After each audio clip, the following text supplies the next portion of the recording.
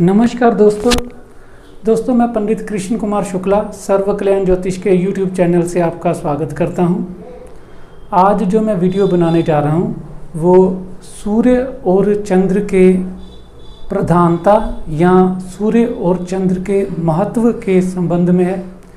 दोस्तों ज्योतिष शास्त्र में सबसे अधिक महत्व सूर्य और चंद्र को ही दिया गया है और जितनी भी प्रधानताएं हैं, जो चीज़ अमूल्य है, जो चीज़ ज़्यादा ज़रूरी है, उन सभी चीज़ों के कारकत्व सूर्य और चंद्र के पास ही हैं। और सूर्य और चंद्र से ही योगों का भी निर्माण होता है। कोई भी शुभ योग या अशुभ योग जो जीवन को उन्नति प्रदान करते हैं या जो अशुभ योग जीवन को दुर्गति प्रदान करते हैं, वो सभी योग सूर्य और चंद्र के संबंध से ही बनते हैं। सूर्य और चंद्रमा ग्रहों में राजा और रानी हैं। सूर्य राजा है, चंद्रमा रानी है। और 7 ग्रहों में जो प्रत्यक्ष देखे जाने वाले जो देवता हैं वो ग्रह देवता सूर्य और चंद्र ही हैं, जो प्रतिदिन प्रत्यक्ष देखे जा सकते हैं। और हमारे सौर मंडल में 2 ग्रह राहु और केतु वो छाया ग्रह हैं। 7 ग्रह जो हैं वो प्रत्यक्ष देखे जा सकते हैं और उनमें से भी सूर्य और चंद्र प्रतिदिन ऑलमोस्ट अमावस्या के दिन को चंद्र को छोड़कर बाकी सभी दिन सूर्य और चंद्र देखे जाते हैं।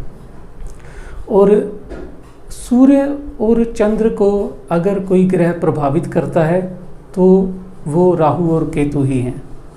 राहु और केतु कैसे प्रभावित करते हैं वो भी मैं आपको बताऊंगा। और सबसे पहले तो ये जान लीजिए कि सूर्य चंद्र से जो योगों का निर्माण होता है, शुभ योगों का या अशुभ योगों का, वो कैसे होता है। दोस्तों जो ज्योतिष क्षेत्र में हैं उनको पता है कि सभी जब कुंडलियां बनाई जाती हैं, लगन कुंडली, चंद्र कुंडली, नवमाश कुंडली, तो इन्हीं के साथ एक कुंडली और बनाई जाती है, उसका नाम है सुदर्शन कुंडली। सुदर्शन चक्र भी कहते हैं इसे। सुदर्शन चक्र में लगन कुंडली, सूर्य कुंडली और चंद्र कुंडली, इन तीनों कुंडलियों को बनाया जाता है, तीनों लग्नों को बनाया जाता है। और इन तीनों लग्नों से देखा जाता है कि कौन सा ग्रह केंद्र में त्रिकोण में बलवान होकर बैठा है, तो वो कुंडली का बल गिना जाता है।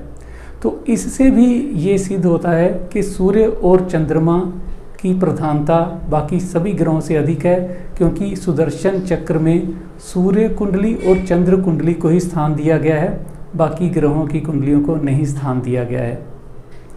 और दोस्तों सूर्य और चंद्रमा राहु के साथ जब जुड़ते हैं तो ग्रहण दोष लगता है। और ग्रहण को आप ये समझ लीजिए कि एक शुरुआत है तो ग्रहण ही एक अंत है।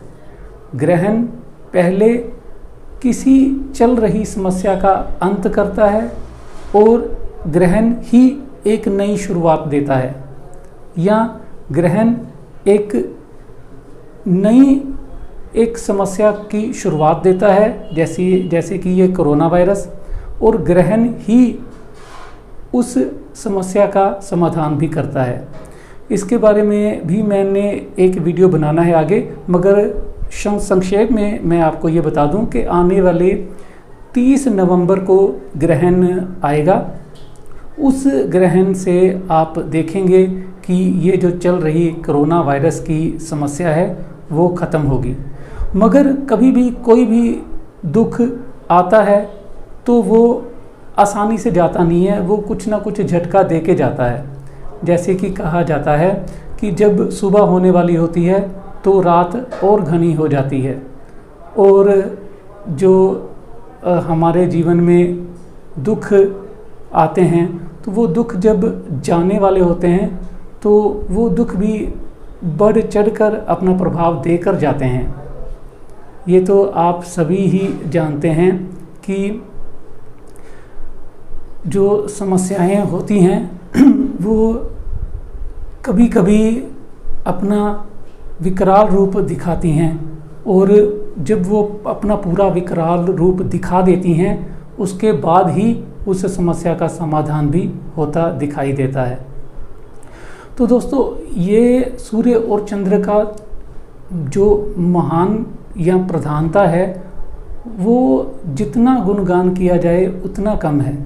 और मेरे अनुभव में तो मैंने यही जाना है कि सूर्य और चंद्रमा अगर कुंडली में अच्छे हैं, बलवान हैं, तब उस कुंडली को किसी भी समस्या से पीड़ित नहीं होना पड़ता है, अधिक समस्या नहीं सहनी पड़ती है। इसका उदाहरण ये भी है कि सूर्य पिता है और चंद्रमा माता है, और ये भी कहा जाता है कि अगर किसी के माता पिता जीवित हैं, माता पिता का आशीर्वाद उसके पास है, तो उसको कोई भी समस्या छू नहीं सकती। तो इसका भी आप समझ सकते हैं कि सूर्य और चंद्रमा की कितनी अधिक महानता है हमारे जीवन में। और मैं अभी आपको बोर्ड से समझाऊंगा भी कि कैसे देखें सूर्य और चंद्र को, कैसे देखें सूर्य बलवान है या नहीं और चंद्रमा बलवान है या नहीं बलवान है। तो दोस्तों, इसी के साथ एक बात मैं और बता देता हूँ आपको। जब भी सूर्य ग्रहण लगता है तो वो सूर्य ग्रहण या चंद्र ग्रहण लगता है तो वो हम लोगों को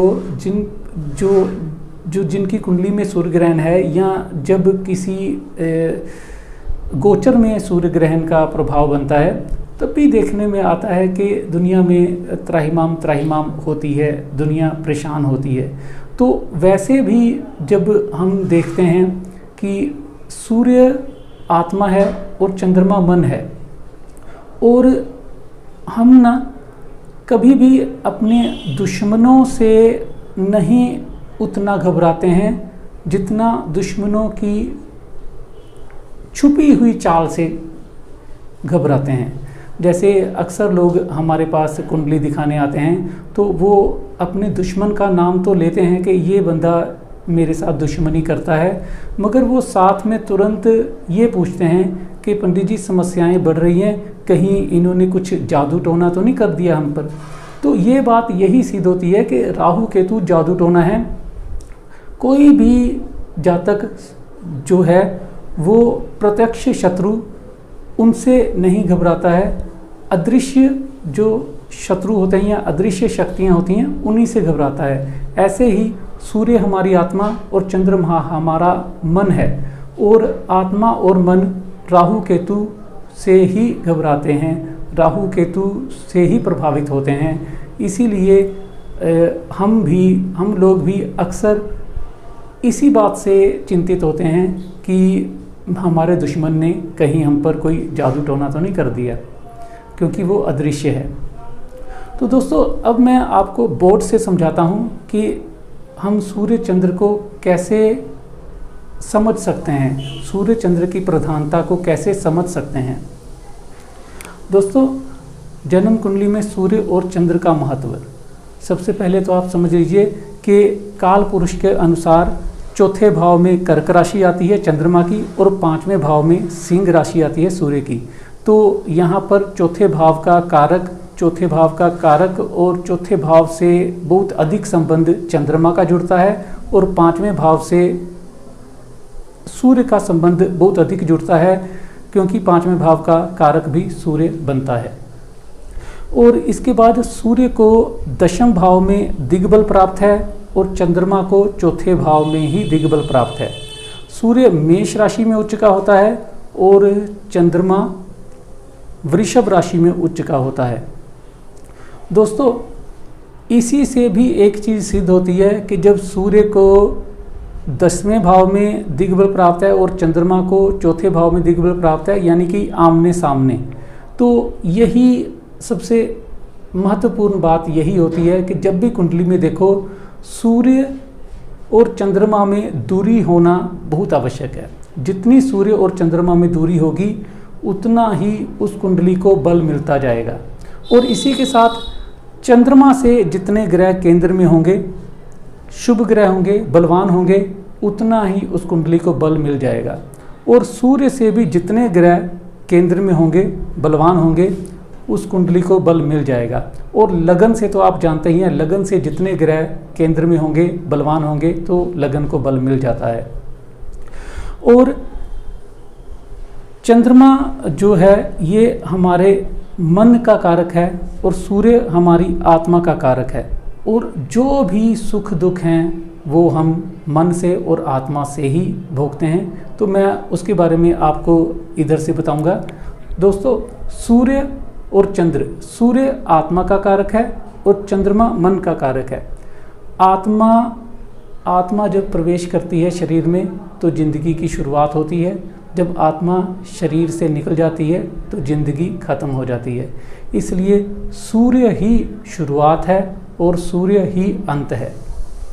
और मन, जब तक हमारा मन किसी भी सुख में दुख में सम्मिलित नहीं होता है, इन्वॉल्व नहीं होता है, तो हम सुख और दुख का अनुभव नहीं कर सकते। इसलिए मन का भी महत्व बहुत अधिक है, क्योंकि यही हमको सुख दुख का अनुभव कराता है। इसके बाद पिता, सूर्य पिता और चंद्रमा माता। आप समझ सकते हैं, सूर्य पिता है तो चंद्रमा माता है, तो इन दोनों का महत्व, माता पिता का महत्व हमारे जीवन में कितना होता है। अगर किसी को आप समझें कि उसके माता पिता नहीं हैं या माता पिता का आशीर्वाद उसके साथ नहीं है, तो वो बंदा बहुत ही एक आप कमज़ोर देखेंगे। कमज़ोर इन द सेंस कि उस बंदे की आपको शक्ति नज़र नहीं आएगी। उस बंदे को ऐसे आप देखने पे लगेगा कि ये अपने आप में अंतरात्मा से कमज़ोर है।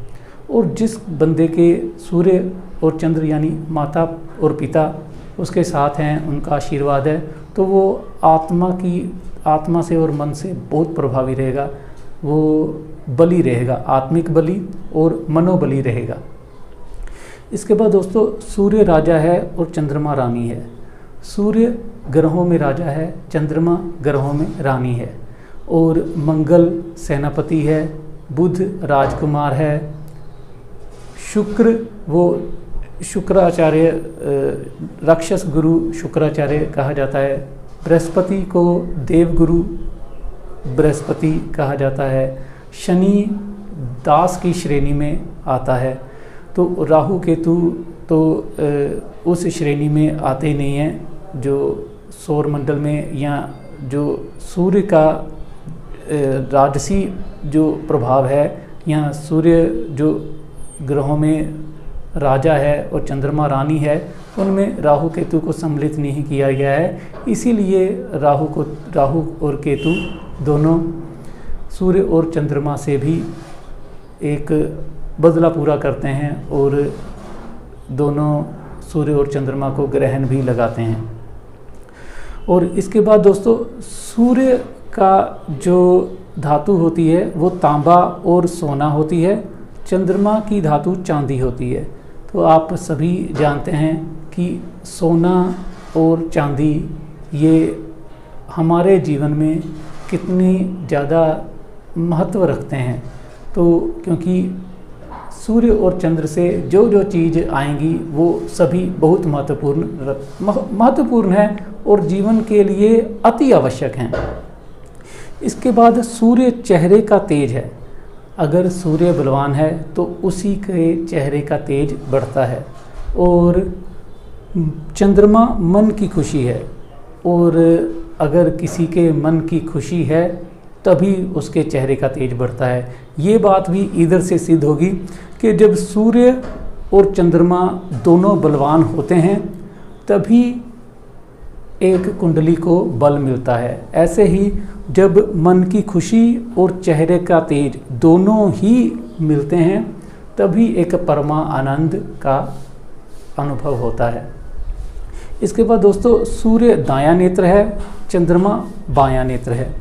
सूर्य हृदय का कारक है, सूर्य हृदय का दिल का कारक है, इसलिए जब भी किसी को दिल से संबंधित समस्या होती है, रोग होता है, तो उसके लिए सूर्य को जरूर देखना चाहिए कि सूर्य कहीं पीड़ित तो नहीं है, क्योंकि सूर्य हृदय का कारक है। अगर किसी को हृदय से संबंधित रोग है या हृदयाघात है, जिसको हार्ट अटैक बोलते हैं, उसका कोई भी योग कुंडली में है तो वो सूर्य से ही देखा जाएगा।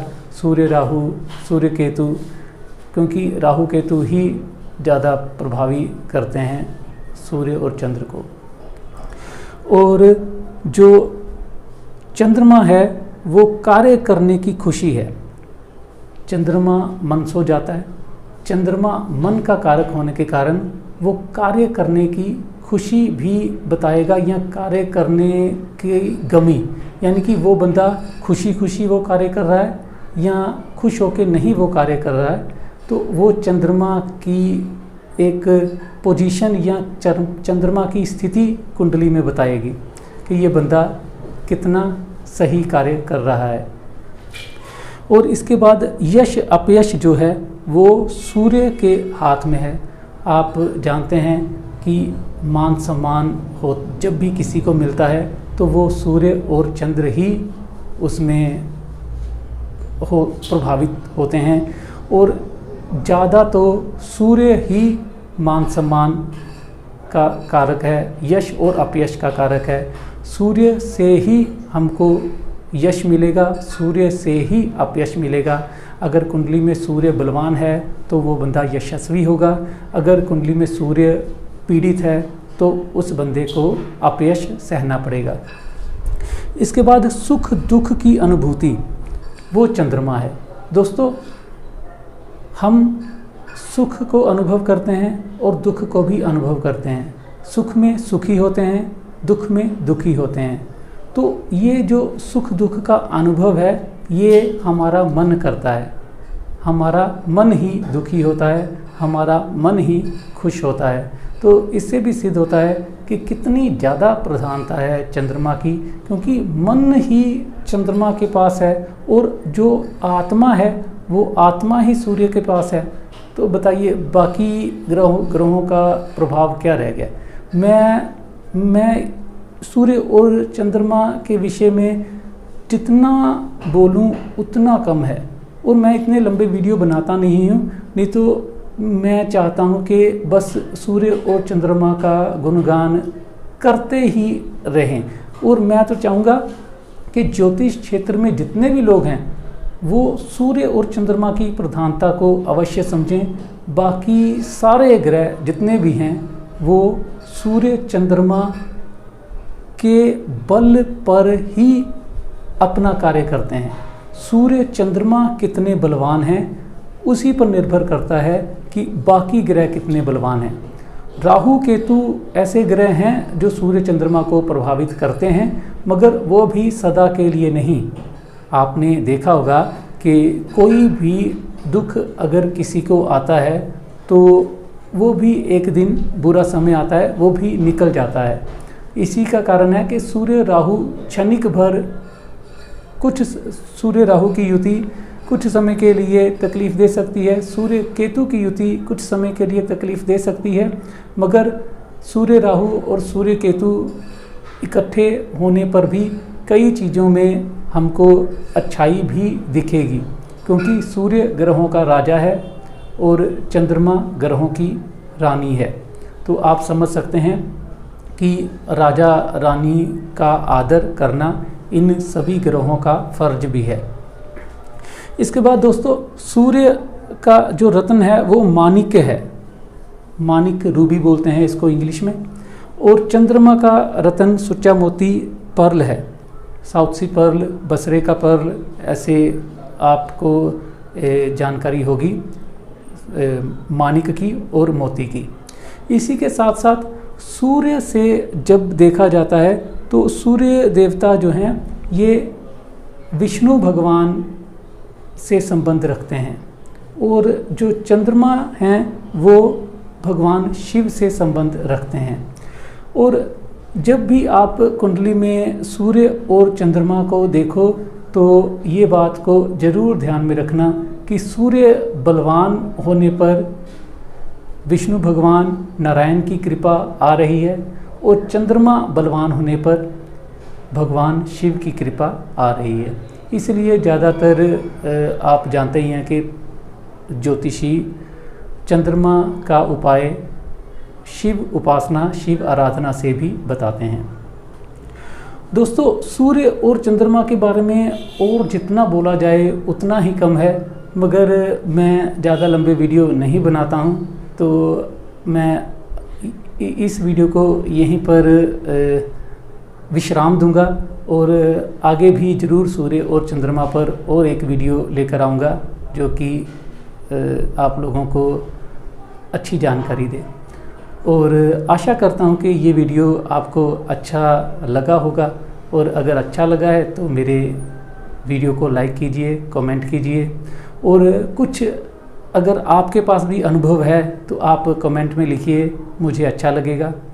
और मेरे चैनल को सब्सक्राइब कीजिए और शेयर करना मत भूलिएगा, क्योंकि अगर आपको ये वीडियो लगता है कि ज्ञानवर्धक है तो इसको ज़्यादा से ज़्यादा शेयर कीजिए।